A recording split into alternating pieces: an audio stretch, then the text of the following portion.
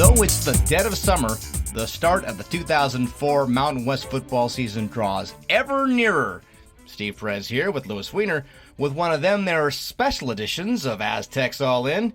You remember us, we hope, the podcast All In on San Diego State University Aztec Athletics. We've been trying to represent here at Circa in downtown Lost Wages, where the annual Mountain West Football Media Days recently concluded. Time now to check in with Louis with a hail and hearty God Save the Queen style hello. Hello, Steve. While you suffer through the heat of Las Vegas, I am reporting from the beautiful Canadian city of Calgary.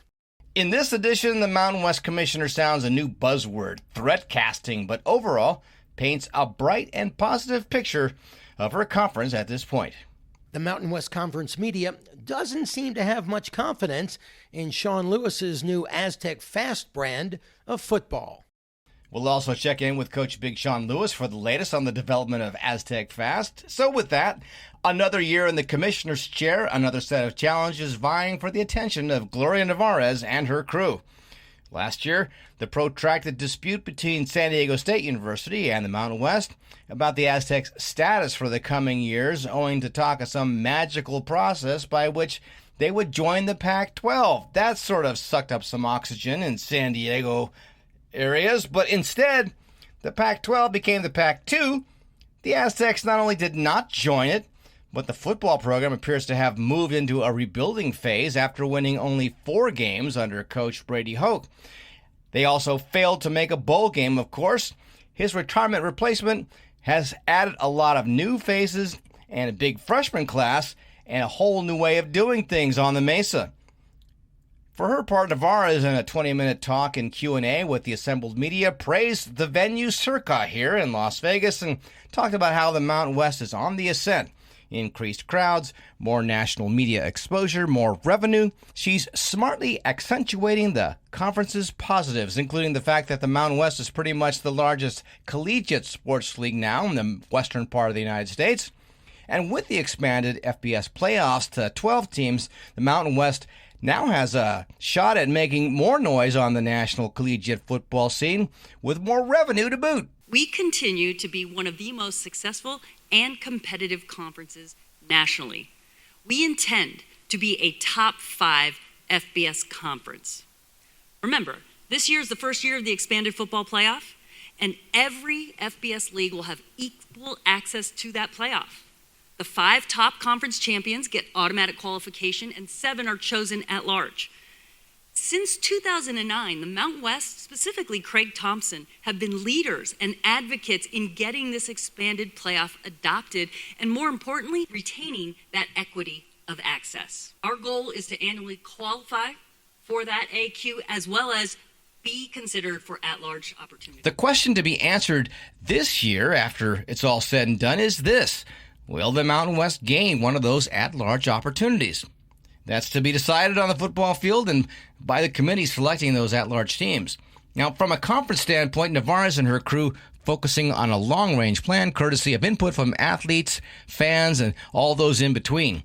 The plan, she says, is to work toward a vision of becoming a best-in-class athletics conference. There's also a new buzzword in her vocabulary, Louis. You've heard of broadcasting, right? Well, the Mountain West now moving into ways to monitor using what Nevarez called threat casting, a big data way to keep an eye on perceived and or actual threats to the conference's well-being. Also, Louis, this year is the first of a one-year inclusion of the remaining Pac-2 teams, Oregon State, Washington State, in the scheduling plans of the Mountain West. Aztecs will have them both at home this season. Now, what happens conference-wise beyond that, still a work in progress. Nothing Nevarez wanted to go into much detail about, except to say if there was going to be any big plan that includes those 2 schools, it would probably have to get done by next summer. It kind of jives with reporting I've seen about the window both of the surviving schools have to resolve their situation as a conference in name only. Conference meetings typically held in June, so maybe by next year, Mountain West Media Days, some big news will be made. Also, Louis, officially the Mountain West finds out its worth in the TV market in 2025. On top of that, you have the emergence of big-time sports gambling online pretty much anywhere in the United States. And did I mention the way has now been paved on the national scene for schools to legally pay their students for playing any type of sport? And there I go, getting all sucked up into the process. That also includes the idea of having, some hedgy using private equity to invest in the conference naming rights, there's patches on jerseys, all this stuff a constant concern. Nevarez, though, she's good, real good, because no matter the challenge, she sounds the mantra of keeping the focus on the conference's core values, educating young people through sport and higher education to become leaders. We're big public state institutions. A lot of times we're the only show in town. We serve our communities. We are the place of opportunity, access, first generation. And I think that's really important to remember as we think about all the different things that you can do to survive in this environment. And if you stay true to that, all the studies show major corporations, major organizations, if you stay true to who you are at core values and continue that around your decision making, you can survive and thrive. Okay, all right, enough of that big picture stuff right now. Hey, Lewis, let's get down to some actual Mountain West football, okay? Thank you, Steve. Football media days, when Aztec fans get that first taste of college football season, with the first game now less than 2 months away. So while we Aztec fans are really excited about Sean Lewis and his new up-tempo AztecFast offense, the media that covers the Mountain West Conference, well, not quite as enthusiastic. San Diego State was picked 8th in the 12-team Mountain West preseason media poll. That's the lowest the Aztecs have been picked since 2009. Of course, the Aztecs are coming off of a last-place finish in the Mountain West last year, Brady Hoke's last season, with a 2-6 mark, sharing the bottom with Nevada and New Mexico. Boise State was picked to finish first, receiving 38 of the 46 first-place votes. UNLV was picked second, and Fresno State third. And that's not the only disappointing news from the preseason media poll. For the first time since 2007, the Aztecs are not represented on the preseason All-Mountain West football team. Nearly half the players on it come from either Boise State or UNLV. SDSU senior safety DeShawn McCuin, along with new senior tight end transfer out of USC, Jude Wolfe, represented the Aztecs on Media Day, and both say the Aztecs now have a chip on their shoulders, and they take offense to that media vote. McCuin is in his second season at San Diego State after playing 4 seasons at TCU. Last year, he played in 8 games for the Aztecs. He was credited with 13 tackles, an interception, and scored a touchdown. Steve got the chance to talk with DeShawn in Vegas and asked him about the primary differences between last year's defense and this year's defense that the fans might notice. So with Coach Hoke, we ran 3-3-5, and now we run a 4-2-5. So now we have only 2 linebackers instead of 3.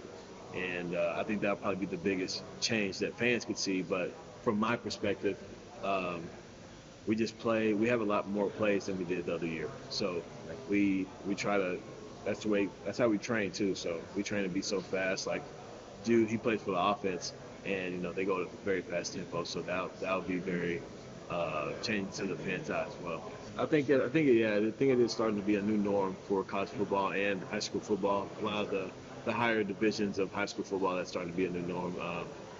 A lot of the offense want to put points on the board, and that's a really good way to do it. It's challenging, but as a competitor as myself, it's good to go up against such a great up-tempo offense, and there's a lot of competitors on that squad, and there's a lot of competitors on defense. Even though it's challenging, it's a great challenge to go up against. It's really tough for defensive players to adjust to a brand new coach and new terminology, which is what McCuin and the Aztecs defense is dealing with. And he talked a little bit about that with Steve as well. So those safeties that we use, we know, like we have a stud instead of an Aztec, and now we have a rover and a free safety, and not just a weak and a free safety. So, I've been in the game for a little bit, so it's pretty easy to adapt to those type of changes. As for the new tight end Jude Wolfe, who has already earned his bachelor's and master's and now working on yet another degree as he plays for the Aztecs this season. He's coming from a very successful USC program. During his 5 years as a Trojan, he appeared in 33 games, making 12 catches, and check this out, he caught his only touchdown ever in a win last year against Colorado. Of course, the offensive coordinator there was Sean Lewis, the Aztecs' new head coach. During his chat with Steve in Vegas, Wolfe was asked about the differences between the offense that Lincoln Riley ran at USC and the new offense that he's learning from Sean Lewis. There's definitely some similarities between the offense Coach Riley runs and the offense Coach Lewis runs, but the biggest difference I would say with Coach Lewis is the speed and tempo of it. We run a ton of plays. There's very little downtime in between plays. There's a quote he likes, life's too short to huddle. And we're all on board with it. We're doing our best to get in the proper shape so we can maintain that tempo this whole season. USC started out strong last season. They began 6-0, but ended the season 8-5. But it ended positively with a win over Louisville at the Holiday Bowl in San Diego. It was at the Holiday Bowl where Wolfe started realizing that San Diego State might be a good spot for him. So since he's coming from a winning tradition at USC, Steve asked him what goes into actually building a great program. I'd say it changed a lot because the transfer portal wasn't quite what it was when I first came to college, and teams were mostly built off of strong classes year after year. You'd be really concerned about your signing class. And now I think it's really shifted to you have 2 signing classes. You might take half as many freshmen as you would have traditionally taken in the past to try to leave room for a lot of transfers that are coming in. And I've seen guys come and go within a year. I think at this point now, a lot of dudes are looking out for themselves. Whereas when I came to college, it was you came with a group of guys to try to turn things around, have a team. But now a lot of people are looking, what can I get out of this and what can I get out of it right now rather than buy in for a couple years. I think bringing in transfers is great. That was something that I had mixed feelings about for a while. I kind of, for the first couple of years, turned my nose at transfers, and I had a certain type of feeling for them. But now being one myself, I made sure to get my degree. I actually got a master's degree there as well. Oh, you got your master's as well? Yes. So I'm working on a third degree now at San Diego. But yeah, I think there's a lot of positives that come out of it too. You bring really talented individuals who already have experience at this level, and that breeds competition, and competition brings the best out in everybody, I think. So, Steve, nice job and great insight from both DeShawn McCuin and Jude Wolfe. But we're not done yet, right? You also got to hear from Coach Sean Lewis. Thank you, Lewis. You mentioned the Aztecs having less than stellar prospects this season, according to the Mountain West media. Yeah, what do they know? Last year, they picked the Aztecs to finish 4th, and we know how accurately that projection was. They finished last. Here's a compilation of responses from Coach Lewis regarding his squad's lowly expectations via the media poll. Doesn't matter, let's get better. Like at the end of the day, right, like I got no control over that right now, so doesn't matter, let's get better, right? And hopefully we're sitting here in a few years' time, we're going to be picked first, and you're going to ask me the same question, I'll go, doesn't matter, we got to get better. Yeah, we'll put it out there, right? I mean, again, I think individually, right, if everyone here was a member of our team, right, like some guys are very much internally motivated, some guys are externally motivated, but we're going to work to press all those buttons, that are afforded to us. And, hey, like, this is what people think, right? Are they right, or are we going to prove them wrong? Middle of the pack right now. Based on coming off 4-8. Sure, yeah. I mean, just all the unknowns, right? I mean, like we've been talking about all day today with all of it, right? There's been so much roster turnover for everyone. There's been so much changeover in staff. I think the teams that are at the top, you can see that continuity is king, right? Like they've been able to either promote from within or they've been able to retain key pieces of their roster. So there's just more knowns of those teams that were picked at the top end of the league, which I think is fair. Yep, considerable turnover in the program since the arrival of the AztecFast way of doing things. For more in-depth detail on that, check out the Union Tribune, where Kirk Kenny is a professional and obsessive chronicler of such things. But as a follow-up, I wondered about the expectations Lewis has of his players heading into his first season as head coach of the Aztecs. Get better each and every single day. I don't want to limit them and say, hey, like where we're going to fall or where we're going to, a certain place or a certain record. I think would be unfair to put a limitation one way or the other on our guys, right? Like I want to make sure that we maximize each and every single opportunity that we have to get better. And that's the high standard of expectation that we have, right? To improve and compete each and every single day with all that we're doing. He wouldn't come out and say precisely what his own personal expectations are for himself, but it is a topic that brings a smile to his face. It's high. It's extremely high, right? To get this place back to a championship caliber program, and to do that as quickly as possible. One more big picture topic while we're on the subject of expectations. Lewis, like every Aztec coach I can recall, has talked about recruiting some of those great high school football players that come out of San Diego County. But local or not, he does want to build around classes of his recruits. Traditionally, that means there might be a few seasons of growing pains. So I don't know, Aztec faithful, anything over a 500 season with that kind of wholesale turnover would be a bonus. But the coach makes it clear he's one of those who believes in working with and developing a student athlete throughout 4 years of college with the goal of earning a degree at San Diego State University and having an ongoing relationship after they leave the Mesa. As we continue to build this thing out, right, like we're still going to major in high school recruiting. I think, all the greatest championship teams that we've seen, right, the crux of it still comes from high school recruiting and building out your roster that way, and then being able to utilize, again, the portal to supplement things. Obviously, this is a unique situation where we came in and there was multiple holes within the roster that have been created for a lot of different reasons that we had to be a little bit portal heavy, this year than I would like, but that was out of necessity so that we can put a competitive team on the field this fall. Last but certainly not least, at this point, there are those two quarterbacks who've emerged as his potential starter. Sophomore A.J. Duffy and his prized freshman from Indianapolis, Danny O'Neill. The remaining three, another true freshman, a redshirt freshman, and sophomore Kyle Crum. But at this point, it appears it's either Duffy or O'Neill, and it's something Lewis has said he'd like to get resolved sooner rather than later, and all that starts in earnest with the beginning of fall camp in August.